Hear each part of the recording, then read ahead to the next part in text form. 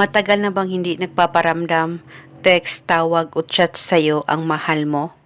At palagi ka na lang bang naghihintay na ikaw ay tawagan, text o i-chat niya pero wala talaga?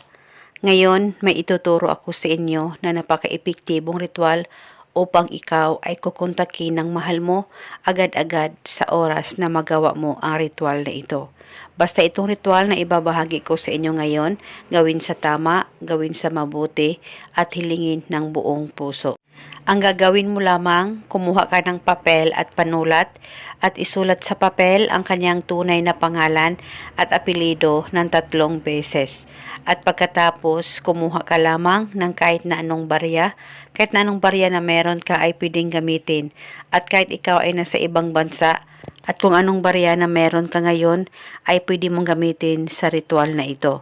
At pagkatapos, kunin ang barya, ilagay sa papel na may nakasulat na pangalan niya at balutin mo itong barya.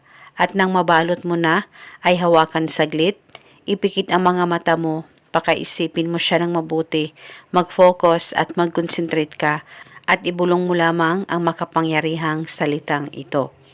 Pangalan at apelido sa kapangyarihan nitong barya. Ngayon mismo, ako ay tatawagan mo. Ibulong mo lamang ito ng 3 beses. Pwede ka magdagdag o mag-iba ng hiling kung gusto mo, wala pong problema. At pagkatapos, itong ritual ay pwede ilagay sa plastic o ziplock o pwedeng ilagay sa wallet mo, sa bag mo o di kaya sa bulsa mo sa tuwing aalis ka. At kung ikaw ay nasa bahay, pwedeng ilagay sa damitan mo o kung saan safe na walang makakakita at makakaalam. Pwede mo ito bulungan paminsan-minsan kung may time po kayo. At paniguradong tatawagan ka agad-agad sa oras na magawa mo ang ritual na ito. At isa itong paraan para magkaayos kayong dalawa ng mahal mo. At eto muna sa ngayon, maraming salamat po sa panonood. May God bless.